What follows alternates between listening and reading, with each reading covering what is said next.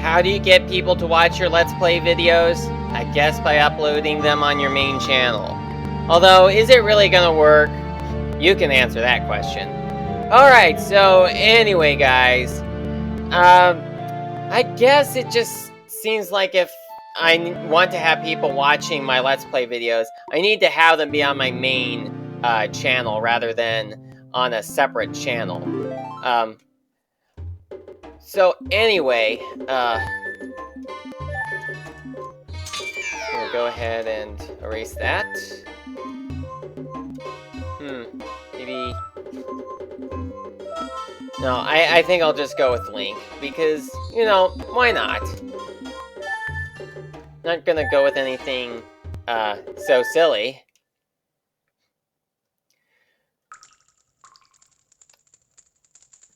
Okay, so, anyway, as a number of people have probably seen from my, video where I talk about possibly needing to close down my Let's Play channel, which, by the way, I'm not actually going to close it down. I'm going to keep it open so people can still watch my older Let's Plays. I may want to do much recent, or much rather, I'm thinking I may actually do all sorts of new Let's Plays on games that I've already done. So you probably are wondering what this game here, right? This game here is. This here is a Rom-Hack of Ocarina of Time. It's called Nimpize Adventure. And you'll notice that during this opening cutscene, we have this area from Majora's Mask. Hey! So I think that how this works is that the story of this game is that it takes place during, or much rather the events take place during the events of Majora's Mask. Or how should I put it? Like, I think that during the time that Link is in Termina, during the events of Majora's Mask, Tattle tells him a story about a hero, and that's basically the whole story of the game. Although it's amazing how there are these areas from Majora's Mask that were imported into Ocarina of Time. I find that to be interesting. It really does look like an area in Majora's Mask, apart from the fact that we still have the model from Ocarina of Time, as well as the fact that that's clearly Navi that we see, and not Tattle, since Navi is blue and Tattle is yellow.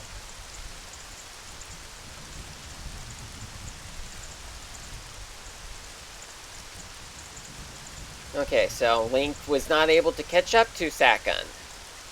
Oh well. Oh, there's Syria.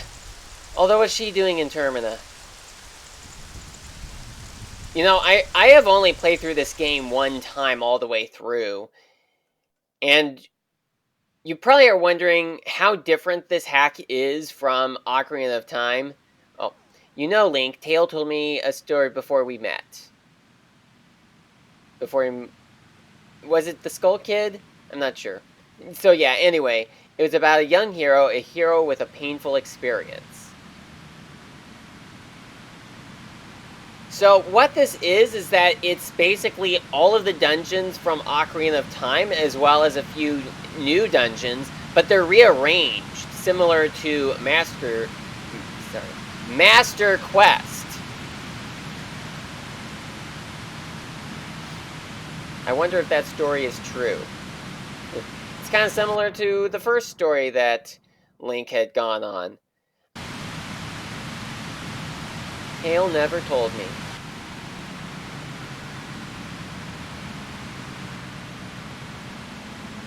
You know, something I find interesting about Majora's Mask is the fact that since Link is able to reset the 3 days, he can just spend as much time as he wants to. And I guess this is happening during a cycle in which Link doesn't really have anything to do. Okay, so this pretty much starts off our adventure. The opening cutscene is all done with, so we are now starting our first adventure. I'm pretty sure this doesn't burn you, does it? Nope, it doesn't. That seems kind of odd how this fire does not burn you. So you might be wondering where we are. You may recognize this area, or you may not. It's the Royal Tombstone, or in this case, it's now the Flooded Tombstone, as you had seen from the text. Alright, so let's go up here and look at where we are now. We're in Zora's Domain, which is an area that we normally would not get to this early in the game. Seems odd how Link happens to be living in Zora's Domain in this game right here. Okay, so we got a red rupee. I have been doing a number of randomizers, although I haven't been making any videos about them. Although I already did about 3 sets of videos on randomizers on my Let's Play channel. If you want to check those out, you can go on ahead. But I guess a lot of you guys are just gonna go ahead and watch the videos on my main channel or on my alternatives channel. Ah, the fairy slingshot. That's a bit odd to find this so early on in the game. But of course, this is not a randomizer. It's actually a mod of the original Ocarina of Time. Well, technically the randomizer was also a mod, but the randomizer just randomizes the location of where items are found at. Okay, and I still have to deal with the very long loading screen. Although sometimes when I am playing a mod of Ocarina of Time, like the randomizer, it does sometimes quick save, but other times it does not. Most of the time it just takes a while to load right there. Maybe it has to do with the emulator that I'm using. And if you're wondering what emulator I am using, I'm using Project 64 1.6. Now, having played through this game once before, I already know a little bit about it, and that a lot of the dungeons happen to be done out of order. Right here, as you will see in a moment. Oh, King Zora is not here, but a lot of the fairies are. And you're not going to believe this. Where does this normally go? Do you know? Do you know? Do you know? Well, let's find out.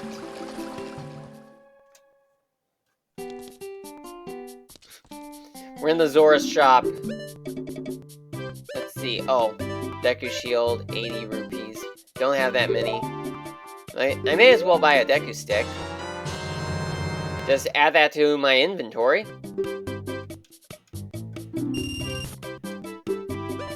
Well, let's see. Oh, I only had about 25 rupees, of course. Okay, let's see. Of course, the fish is too expensive. So I guess there's nothing else for us to get here at the moment.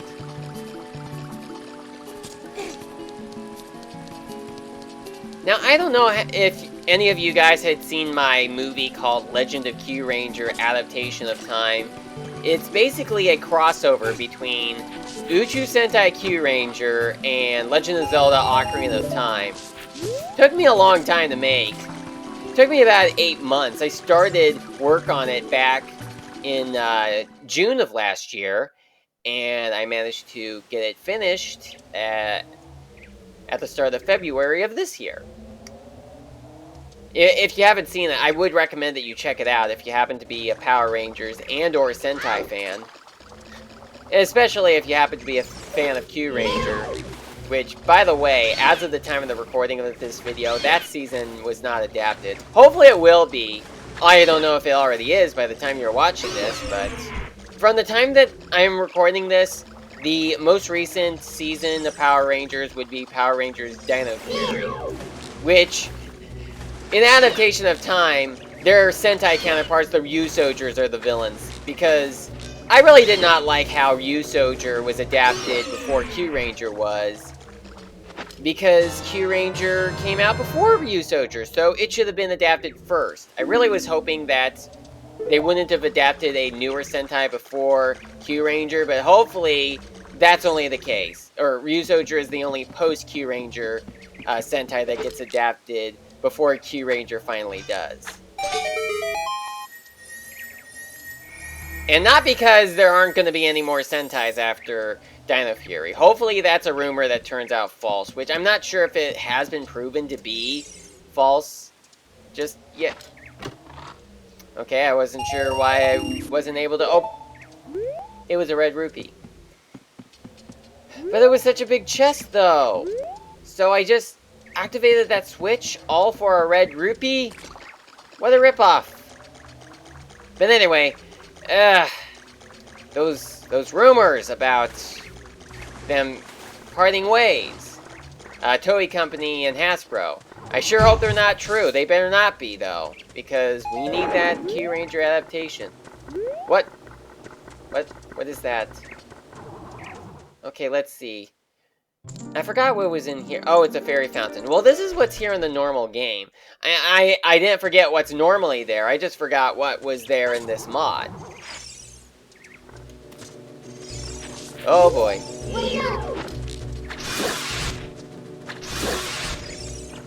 I think I better just walk this way. Wow. Being able to get through here without the need, or trying to get through here without having any items to properly equip myself. Can be a bit hard.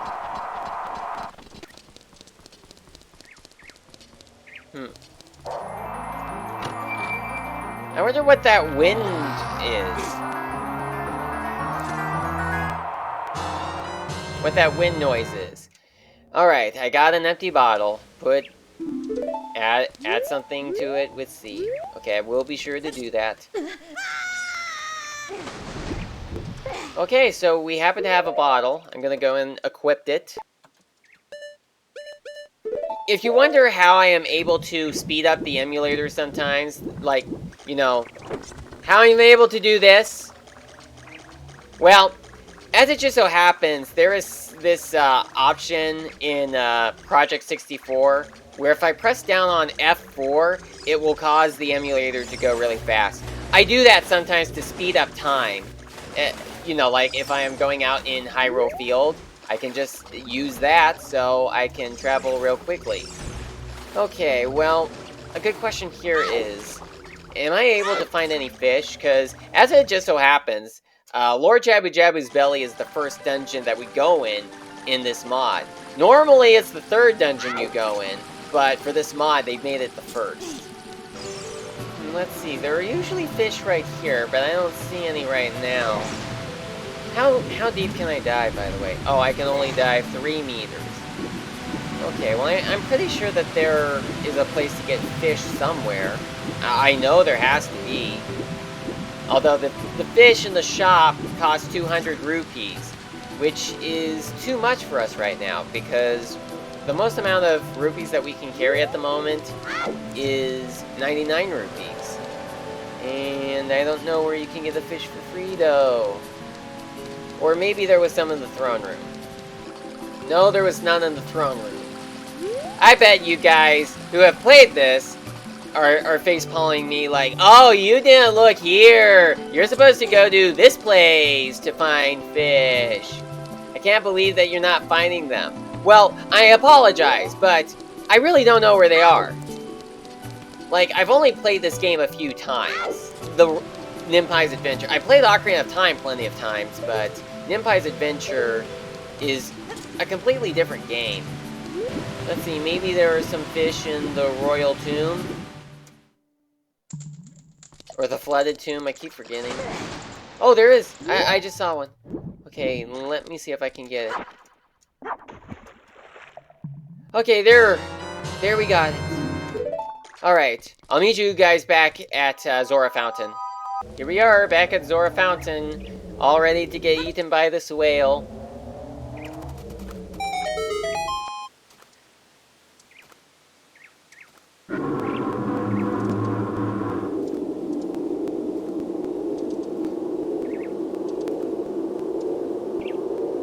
Although, I really wonder why Lord Jabu Jabu just eats his food by just sucking it in. I mean, what if he gets food caught down the wrong pipe? Like, what if they end up choking him? Although, given the design of this dungeon, it's really hard to tell where exactly his lungs are supposed to be, or what his lungs are supposed to be. Okay, so I wasn't able to figure out how to beat the... Yeah, I don't have a shield right now, which is... well, I also don't have a sword. Oh, wait. I just remembered. We don't get the sword until much later, but I won't explain why that is. Because if you haven't played this game, I don't want to spoil things for you. Now, as it stands, we actually can't beat the entire dungeon right now. But in order for us to proceed with our adventure, we need to do something. We need to get a certain item. Can I dive underneath the water here? Yeah, like, normally you would have the silver scale by this point, but in this case we don't. You know, for some reason I keep thinking that we're going to get different prizes besides just Gold Skulltula prizes, or the Gold Skulltula tokens. I guess I've just been playing the randomizer so much that it kind of is expected as to what I'm going to be finding. So now here we are in this room. Although, I really wonder how Lord Jabu Jabu feels to have so many of these blocks in his lower intestines. Like, wouldn't that hurt? Okay, well, let's see. Like, okay. So far, so good. Wow, I actually did not think that I would make it up here so easily.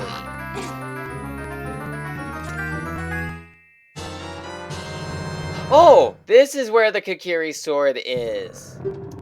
Okay, I thought it was somewhere else. I thought it was in Kokiri Forest, but nope, as it turns out, this is where it is. I was thinking of some other item, which I now remember what that item was. But again, I'm not going to spoil anything, just in case you haven't played this game yourself. And I bet some of you might be wondering, spoil things? I mean, isn't this entire gameplay basically a huge spoiler? Well, yes and no. The whole reason for that is, what I mean by spoiler is that if you haven't played this game yourself, and like, you just want to watch this game as if, or just want to get the experience of what this game has to offer without playing it yourself. Oh, there's a switch right here. Okay, let's see if I can figure this out. Were there boxes around here? I'm not sure if there were any boxes. I don't think there were any boxes, or do I even need boxes to get up there? I'm gonna go ahead and try to move this block. Oh, the boxes are right there. Okay. Although, how did these boxes even get here in the first place? I mean, I know this is just a mod, so you shouldn't really question it so much, but the fact that there are boxes in Jabu Jabu's belly, like, there were in the original game, so why were they even there in the first place? Are boxes, like wooden boxes, just part of Lord Jabu Jabu's diet? And if so, why does he just swallow them whole like that? Alright, so here is the lower room. Oh, I'm pretty sure you can backflip on this statue link. Oh, they're doing a couple of speedrun strats. Or just trying to give you some speedrun advice. Okay, like you'll see this hand right here, which is basically meant to try to make it a bit harder for us to get through here.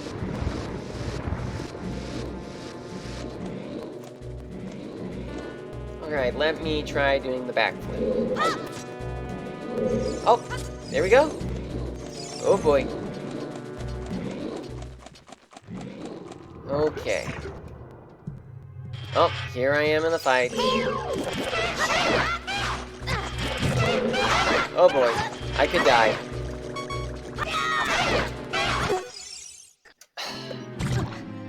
Okay. Yeah. That pretty much is a death right there, the first death. You know what, guys? I think this is where the first episode is going to end right here. If you want to see more of me tackling this this mod, do let me know. And I will certainly continue on with this mod. Like, hopefully I'll be able to get more viewers if I am uploading this onto my main channel instead of on my Let's Play channel. So, thank you so much for watching, if anybody is watching. If anybody is, I do appreciate you watching and helping me to get the views that I need. Well, what I'm going to do now is end the episode off right here, and then in the next episode, I'll begin with me starting the fight with the Lizophos, or the Dinophos, actually. It's actually called a Dinophos. Oh. Lord Jabu Jabu is courteous enough to just open his mouth anytime we need to go in. Alright, so thank you so much for watching, and I hope that you will continue to watch this. I really want to continue with these Let's Plays, and if enough of you guys want to see me continue doing this, I shall. So, thank you, and bye-bye.